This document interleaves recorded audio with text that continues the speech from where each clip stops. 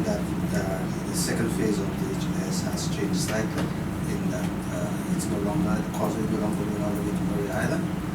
Where is it going? Will there still be a causeway? Well, I just want to, be clear, because again, over the last couple of weeks, I've listened to a lot of people, and I'm going back to when we made the presentation. The presentation was made because we've seen that we've had several leaks. So we had to go through a process of where there was a technical study that was going to be done. If in fact I allowed the technical study to proceed without making the presentation public, there could be the possibility that the information could have been leaked, and then people would say, boy, you see, Chastanet and them are trying to hide something. So we had a presentation in which we put out what the initial ideas are, that we would have a causeway. Mr. Tia King, myself, and Mr. Joseph all indicated during our presentations that the causeway was not going to touch Murray Island. Mr. Tia King went to the extent to say that the intention was to protect and in fact enhance the environment in that area. So Mr. Tia King, or DSH, have now been working with a technical group, exactly what he said he's been doing. He has now purchased the satellite surveys of our seabed because we could not get accurate numbers for our seabed. And on the basis of that, by hopefully the middle of May, we will be able to present a more accurate version of what the causeway is going to look like. So the causeway is still very much alive. We want to re-emphasize to all St. Lucians the causeway will not be touching Murray Island. And in fact, we are meeting with environmental experts in terms of ensuring that the proper protocols are in place to protect any species that exist in the area. Another thing that I've heard is that the causeway is going to erode Sandy Beach.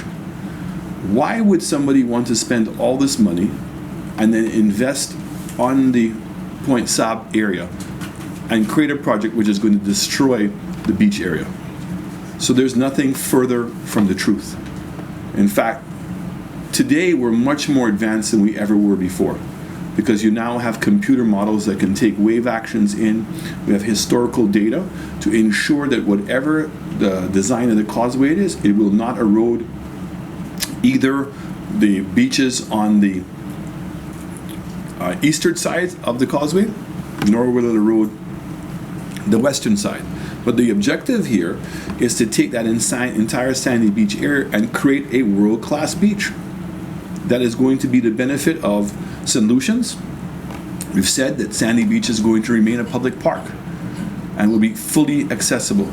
We're talking about creating 200 additional acres of land, which will hopefully have at least 3 major internationally branded hotels in that location, which will have public facilities as well as entertainment facilities that will be available to all St. Lucians.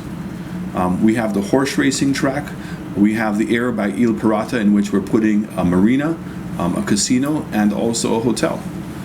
And we're also in discussions with Mr. Chen from Movie Town about putting a movie town in the Vieux-Fort Town area as well. We're also working very assiduously on designs for housing, because we believe there's going to be a lot of people that are going to come from the north and other parts of the island who are going to want to migrate. We're also going to need a lot more people for employment with the level of development that we're talking about in the south. We're anticipating the growth in that we have a new hospitality school that is already started the training. If I'm not mistaken, 150 kids now have just recently graduated. The cruise lines have been down, and my understanding is they've hired most of the young people. Everybody has been overwhelmingly surprised at the caliber of the young people in the South and how trainable everybody has become. So the goal is that we're going to maybe train around 500 to 600 young people a year from the South. And the South is from Soufriere all the way to Dennery. So the NICE program that existed before, what we're doing is taking some of the money from that program where kids can get up to $500 a month to be able to pay for their bus transportation and pay for meals while they're doing the training. We're now opening up a new facility at the St. Lucia Development Bank to be able to lend money to the young people. The amount of money for the course also includes now the air transportation and the visa processing fee, because before it used to be $3,500, now it's $5,500. So the kids that are not going to go to get in the visa go back down to the $3,500, but anybody who is going to include the visa will now do it. Will be $5,500, and the loan amount will be for the $5,500. The cruise industry have been very generous and have recognized the training program.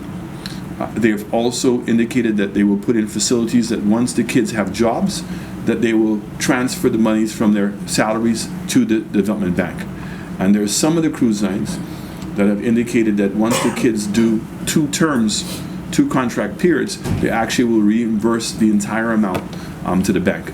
So hopefully we can continue seeing this revolving fund. So this is a comprehensive plan to be able to develop the South as well as to be able to develop St. Lucia. But just in Ms. Theresa May trigger elections in the UK, what do you think? What implications do you think this can have for St. Lucia? Well, I think it's for everybody. It creates a certain amount of stability.